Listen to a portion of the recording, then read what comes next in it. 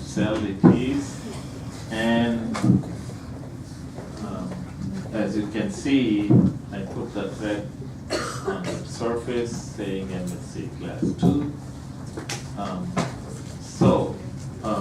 If it is presenting this small antigenic peptide, what cell will recognize that? 2 was the killer cytotoxic. Which cell? Which cell will recognize this small antigenic peptide that's being presented on this MSC class 2? Class 2. I think Kirma had some effect on memory. If nothing else. That will be recognized by CD4 positive T helper cell. Okay. And on the right side, if this is the virus infected cell, and it's showing MSC class 1, which is presenting antigenic peptide. And this will be recognized by cytotoxic T cell expressing CD8 molecule on the surface. Now the question is, this CD4 helper T cell has recognized that antigenic peptide. So what does it do? After it recognizes, it generates antibodies. CD4 T cell. Don't say that CD4 T cell produces antibodies. Cytokines. It releases cytokines, which will bind to all other cells, including CD8 positive T cell and B cells, other cells, and activate them. Okay, and that's all it does. It produces those cytokines, and those cytokines are needed for activation of other immune cells. Okay. Now coming to this one, this CD8 positive cytotoxic T cell is recognizing antigenic peptide on this virus infected fibroblasts, for example. So what does this cell do? After it recognizes, it kills that virus infected cell, right? How does it kill? That we will talk about later. But at this time, just remember, it kills that virus infected cell. Okay.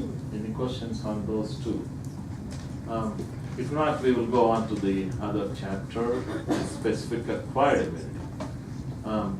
We are now finished with innate immunity, antigenic presentation. Now we are getting on to specific acquired immunity.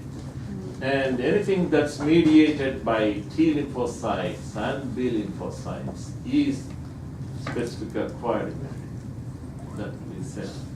And that's mediated by B lymphocytes, which produces antibodies. Again, remember, B lymphocytes are the ones that differentiates into plasma cells, and those are the ones that actually secrete antibodies or immunoglobulins. Okay. Otherwise, we call it humoral immunity because antibodies are mostly present in blood as well as in other body fluids. On the other hand, cell-mediated immunity is the one that's mediated by T lymphocytes. And within the T lymphocytes, there are two major kinds. You have seen this, CD4 positive T helper cell and CD8 positive cytotoxic T cell. Later on, we will see that within that CD4 positive T helper cell, there are other subsets, like T helper 1, T helper 2, and they keep on inventing more and more to trouble us. Like I keep saying, when I took the immunology class some decades ago, we only knew about two kinds, the T cells and B cells, that's all. But now they come up with T helper 1, T helper 2, Th17, T regulatory cells, and there is another one that's just released recently. But we will talk about those later. Again, specific acquired immunity, anything mediated by B lymphocytes is humoral immunity, cell-mediated immunity mediated by T lymphocytes. Some differences, which you already know. T cells mature and develop in the thymus, whereas B lymphocytes mature in the bone marrow and bursa.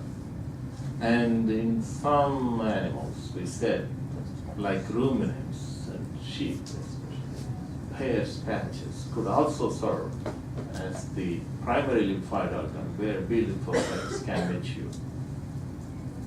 Distribution, don't forget this, in the lymph node, in the paracortex you see T lymphocytes, but in the cortex you see B lymphocytes.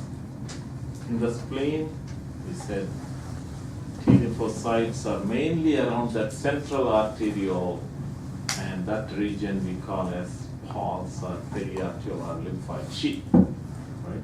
That's the T cell area.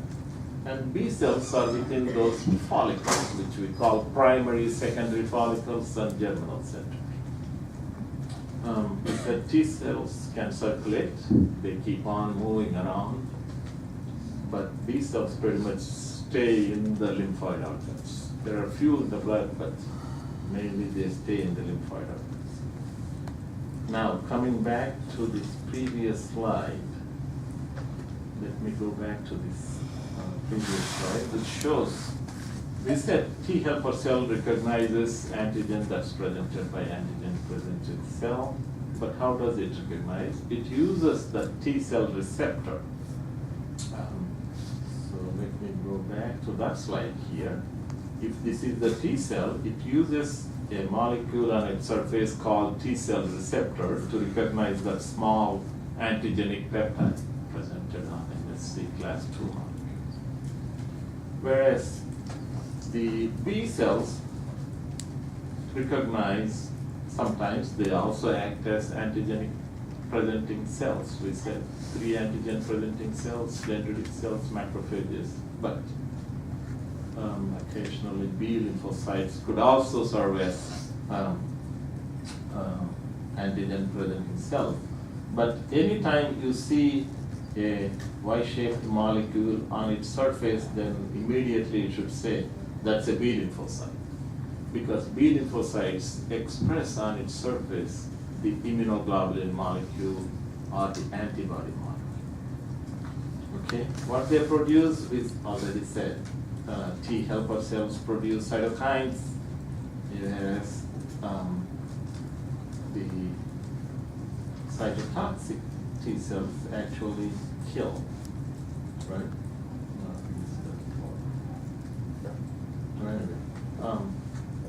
Whereas B cells produce antibodies. Okay.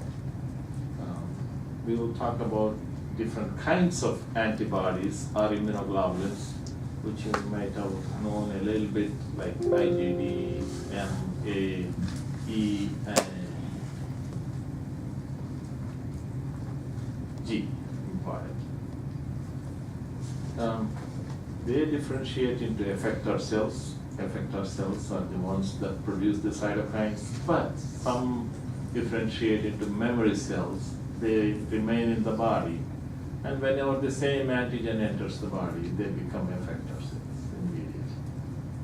Whereas the B cells differentiate into plasma cells, which actually produce the immunoglobulins, don't forget that now, and some of which also differentiate into memory cells, and they remain in the body for a long time.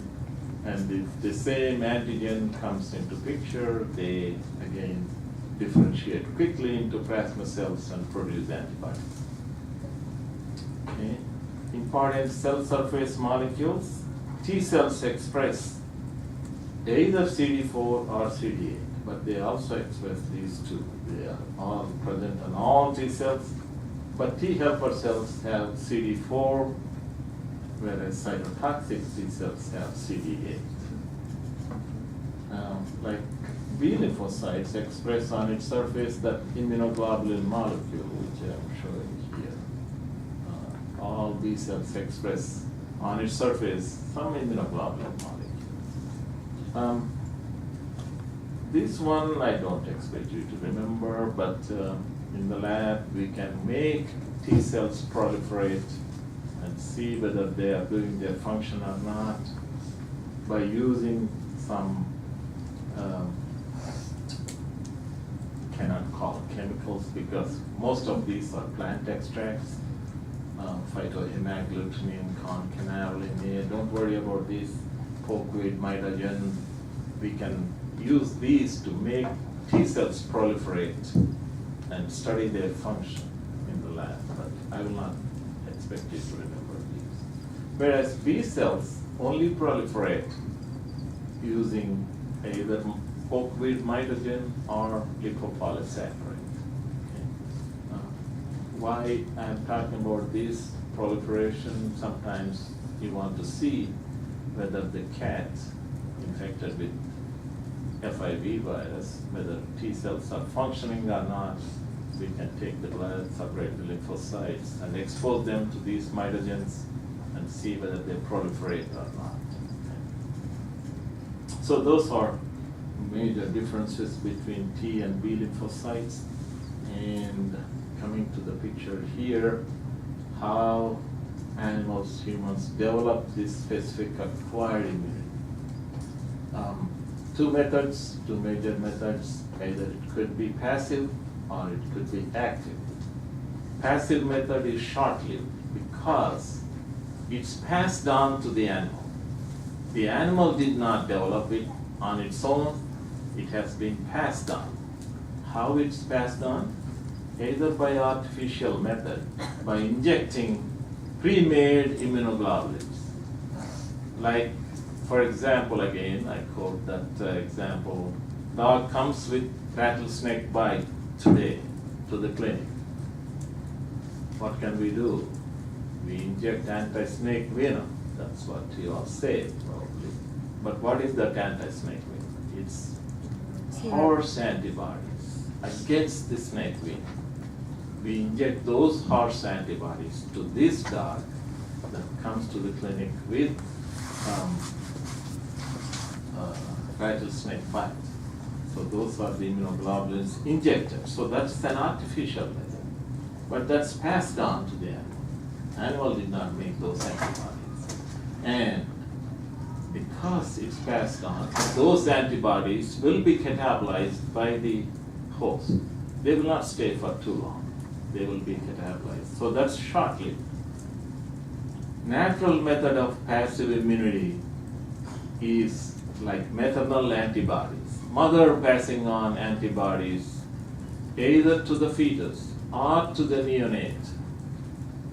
Either to the fetus or to the neonate, just born animal. Like, for example, don't forget this. When a human baby is born, it has immunoglobulins in its blood, just like the mother. That's because mother passes on immunoglobulins through the placenta to the fetus. Whereas in animals, like ruminants, horses, pigs, they don't get any antibodies through the placenta from the mother. They depend 100% on the colostrum. You all know what is colostrum. And they depend 100% on the colostrum. Even dogs and cats, 95% depend on the colostrum, 5% maybe few immunoglobulins are transposed through the placenta. And as we talk about it, what's the major difference? Why animals don't get it? Why humans and primates get these through the placenta? Placentation. Somebody said class of placenta. Class. You know different types of placenta. The placental membranes are very thick in animals as it passes on immunoglobulins in humans and primates. So that's the natural method of passing on immunoglobulins from the mother to the fetus or the neonate. That again is short-lived. It will protect the neonate from infections for a few weeks to months, but that's short-lived. Coming to the active method of acquiring immunity or adaptive immunity is again artificial or natural. If you get infection, especially with some viruses, most of the viruses, that's a very active. Some could be lifelong immunity, some could be very long immunity, because the animal is actually developing immunity after that infection. Or it could be artificial, like vaccines. Vaccines can induce active immunity. After vaccine, the animal will develop its own immunity. It will make its own antibodies. And that will be long-lived because the animal is developing. Any questions on this slide? We have seen this slide with the first injection, like a vaccine shot, the first antibody, which we will talk about again later, is IgM antibody comes into picture, but that start developing after 5 or 6 days. Okay, but later on, like after 7 days, you will also see IgG coming into picture. But if you take the same vaccine again after a month or so, immediately there will be a lot of IgG formed. Okay, immediately. There will be some IgM, but IgG comes into picture. Okay, and with the second booster, the antibodies start appearing immediately within 2 or 3 days, whereas here it takes start appearing after 5 or 6 days. And they will stay there for a long time. These antibodies here, I'm talking about these antibodies, after the secondary immune response, they will persist for a long time and attain high titer. Your booster, rabies booster vaccine, you got a high titer. With one shot, it's very low. Sometimes may not be protective. And again, remember, this is after the second immunization, it will be a lot of IgG antibodies. A little bit IgM, but a lot of IgG antibodies. Dr. Reddy? Okay. Is it correct to say that whenever the organism is first exposed, that the IgM is the first antibody that you will see? Exactly. And correct. then on second exposure, IgG is what persists? Okay. Same thing, either exposure to the virus itself or the vaccine. And that this principle same applies to resection of transplanted tissue.